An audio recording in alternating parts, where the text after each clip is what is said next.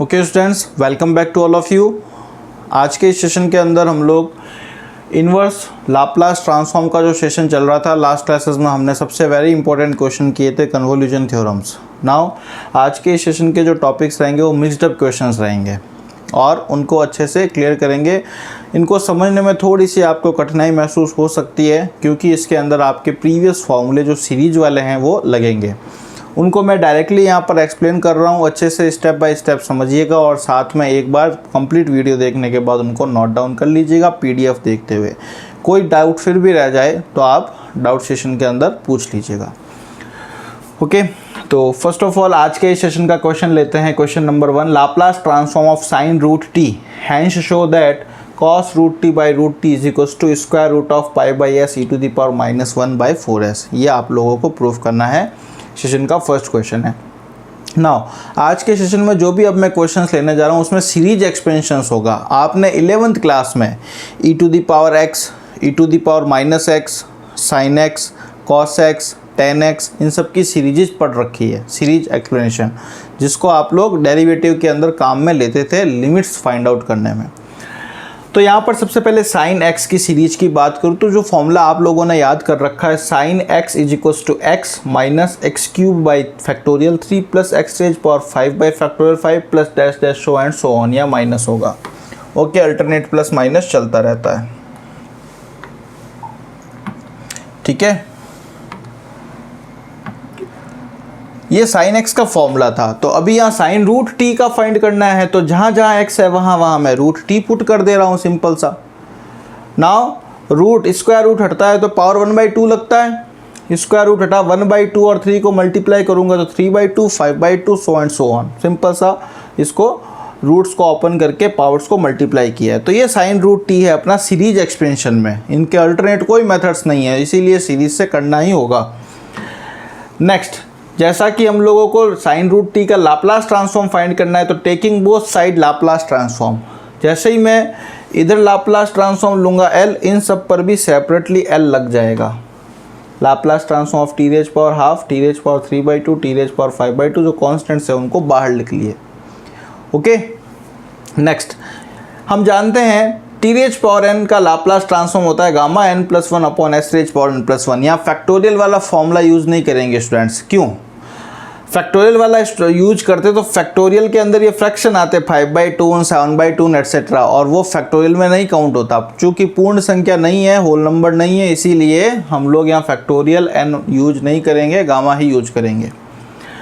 अभी बताओ t की पावर हाफ, n की जगह अगर मैं हाफ लिख दूँ तो यहाँ कितना होगा? Half plus 1 3/2, half plus 1 3/2। तो देखें फर्स्ट का फॉर्मूला लगा gamma 3/2 upon s raise power 3/2। ये कांस्टेंट है एज इट इज। इसके अंदर लगा 3/2 प्लस 1 अपॉन 3/2 प्लस 1, तो gamma 5/2 upon s raise power 5/2। Same formula यहाँ पे भी लगाया तो gamma 7/2 upon s raise power 7/2। Okay, now gamma functions वगैरह मैं थोड़ा सा आप लोगों को डिस्क्राइब करता हूँ। गामा फंक्शन के अंदर आप लोगों ने ऐसा पढ़ रखा है, अगर 7/2 वगैरह हो तो क्या करना है? एक कम करना होता है।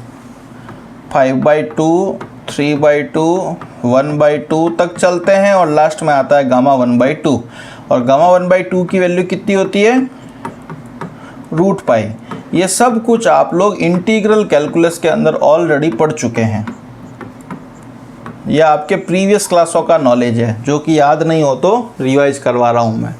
अगर गामा 9/2 होता है तो क्या लिखते हैं? 9/2 से एक कम किया 7/2, 5/2, 3/2, 1/2, गामा 1/2। ठीक है, और गामा 1/2 की वैल्यू होती है रूट पाई। तो हम लोगों ने यहाँ क्या किया है? हर एक फैक्टोरियल और गामा फंक्शन को ओपन कर दिया।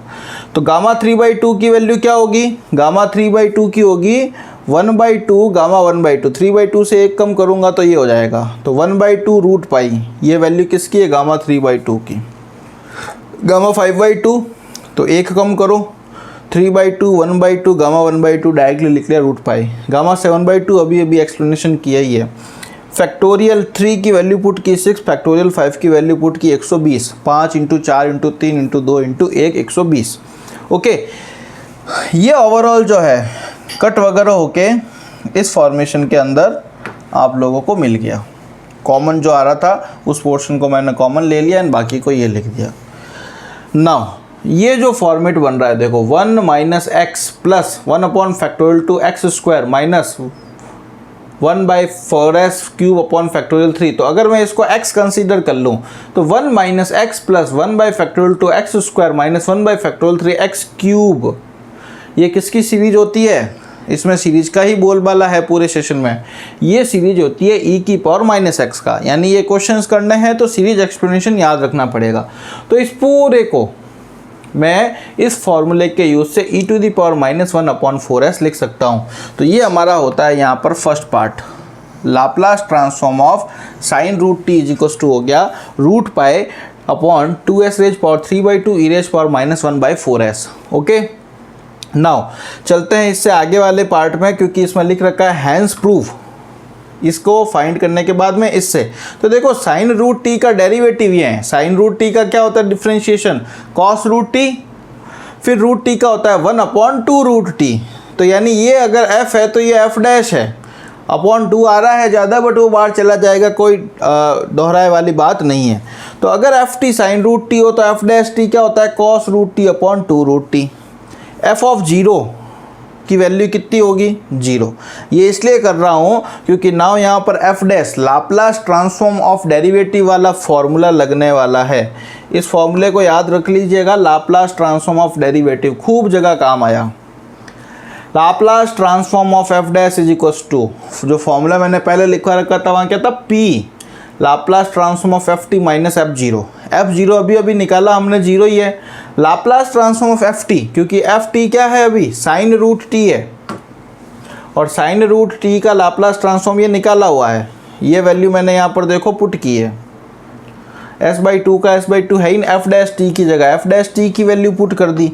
ये हमारा एफ टी था, ये एफ डैश टी था, और ये Laplace transform of f T है। इन तीनों की वैल्यू को पुट कर दिया।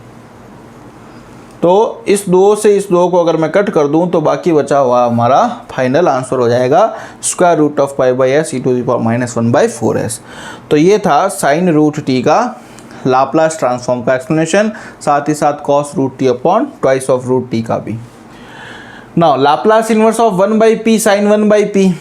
तो अगेन साइन एक्स की सीरीज लगाई। साइन एक्स का अभी फॉर्मूला बताया था, x minus x cube by factorial 3 plus x की पावर 5/फैक्टोरियल 5 माइनस एक्स की पावर 7 अपॉन फैक्टोरियल 7। तो जहाँ जहाँ x है वहाँ 1/p लिख दिया। नाउ इस 1/p को अंदर मल्टीप्लाई कर दो, तो 1/p into 1/p 1/p square, ये 1/p इससे मल्टीप्लाई होगा तो पावर 2, ये पावर 4, एक पावर कट हो जाएगी तो यहाँ पावर 6, और इसी टाइप से आगे बढ़ जाएगा पावर 8 एटसेट्रा। नाउ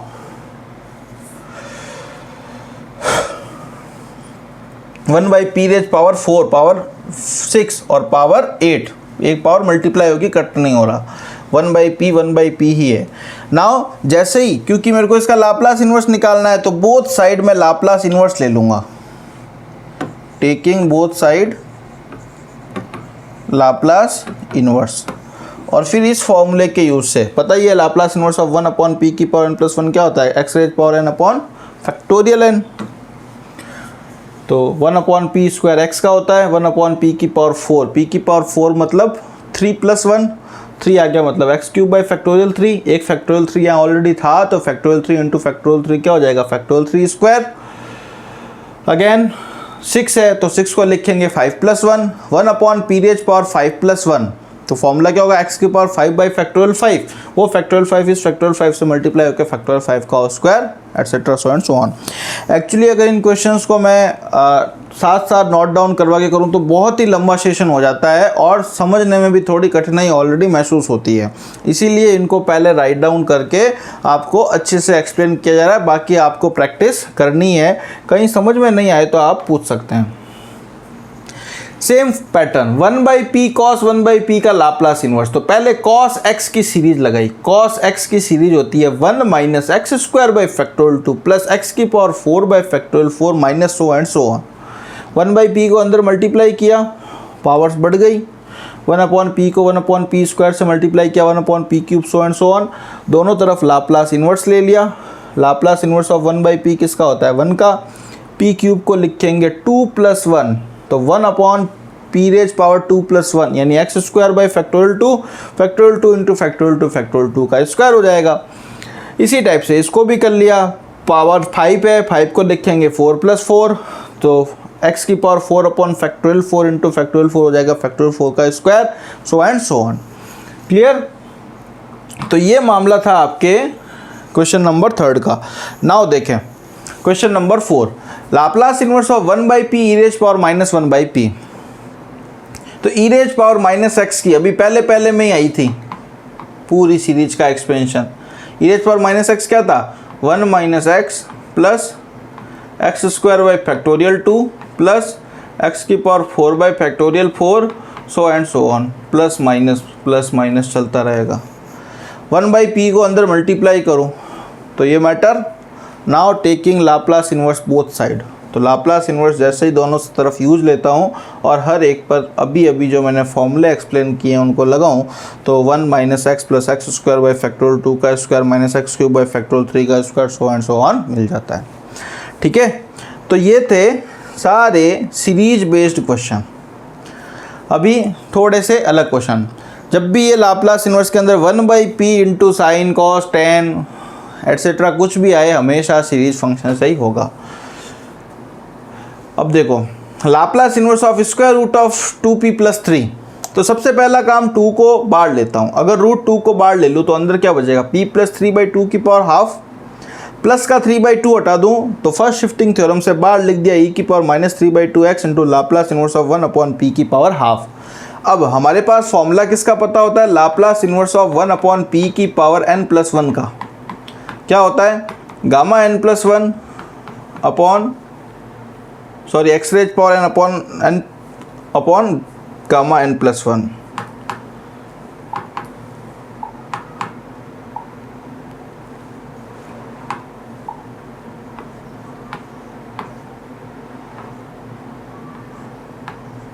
फैक्टोरियल लिख सकते हो, गामा n+1 लिखते हो, कुछ भी लिख सकते हो। तो यहाँ पर इसी फॉर्मूले के यूज से x raise power n upon gamma n, ठीक है, यूज करके गामा 1/2 की वैल्यू होती है √π। जैसे इन सब की वैल्यू को पुट किया तो हमारे पास इसका भी आंसर मिल जाएगा। ठीक है, नाउ लाप्लास इन्वर्स के अंदर लास्ट क्लासेस के अंदर बताया था, लाप्लास इन्वर्स के अंदर लॉग हो तो इंटीग्रल वाली प्रॉपर्टी लगती है। Laplace inverse of tan inverse s/2, Laplace inverse of cot inverse s/2। तो लाप्लास इन्वर्स के अंदर log हो, चाहे tan इन्वर्स हो, चाहे cot इन्वर्स हो, हमेशा डायरेक्टली ध्यान रखें, सबसे पहले उस फंक्शन को कंसीडर कर लें fs या fp tan इन्वर्स s/2, फिर उसका डेरिवेटिव कर लो df/ds = 1/1 plus x square into 1/2 = twice of s square plus 4। जैसे ही df/ds निकल जाता है taking both side Laplace inverse, complete वही प्रोसेस है लाप्लास इन्वर्स के अंदर लॉग वाला। लाप्लास इन्वर्स ऑफ df/ds यानी 2/s² प्लस 2 का स्क्वायर क्या होगा, sin 2t। अब ये df/ds बताओ किस थ्योरम में यूज आता है, ये आता है TFT वाले में, यानी x इंटू fx वाले में। तो we know that Laplace transform of t into ft equals to -1 df/ds, then f of t equals to -1/t। देखो l इधर आएगा, लाप्लास इन्वर्स df/ds और t मल्टीप्लाई का है तो इधर डिवाइड में आ जाएगा। लाप्लास इन्वर्स ऑफ df/ds, ये पूरा मैटर निकल रखा है। क्या मैं फंक्शन ऑफ t को लाप्लास इन्वर्स ऑफ fs लिख सकता हूँ? यस। नाउ fs और लाप्लास इन्वर्स ऑफ df/ds इन दोनों की वैल्यू को पुट कर दो तो लाप्लास इन्वर्स ऑफ fs क्या था हमारा, tan इन्वर्स s/2 और ये हमारे लाप्लास इन्वर्स ऑफ df/ds अभी निकाला हुआ sin 2t, दोनों की वैल्यू पुट कर दी तो ये मिल गया आंसर। जो मैंने अभी एक क्वेश्चंस करवाए थे ना लास्ट क्लास के अंदर, 3 क्वेश्चन करवाए थे लाप्लास इन्वर्स के अंदर लॉग वाला पैटर्न, वो सेम ही है। ठीक है, नाउ इसी टाइप से अगर इसी को fs को second time cot inverse s/2 consider कर लिया, df/ds लगा दिया तो minus twice of s square plus 4, क्योंकि cot इन्वर्स x का होता है 1/1 plus x square minus 1/1 plus x square, इसीलिए माइनस आया हुआ है।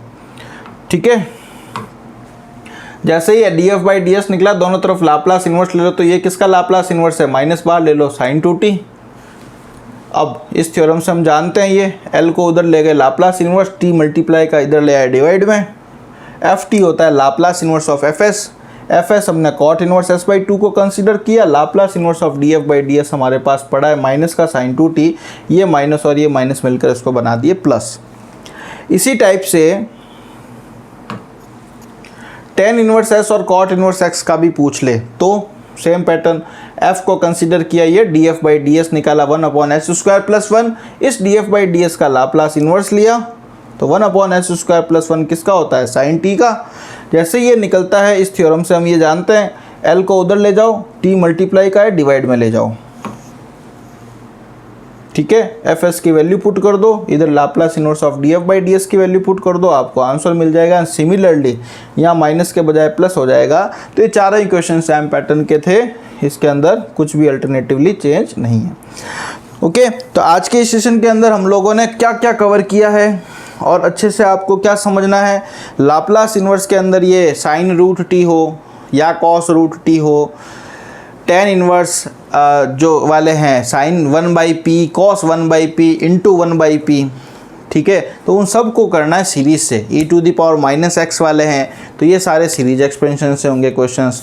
और अगर लाप्लास इन्वर्स के अंदर लॉग के क्वेश्चन हो, tan इन्वर्स के क्वेश्चन हो, कॉट इन्वर्स के क्वेश्चन हो, चाहे वो s हो चाहे वो s/2 हो, उसमें क्या मेथड फॉलो करना है।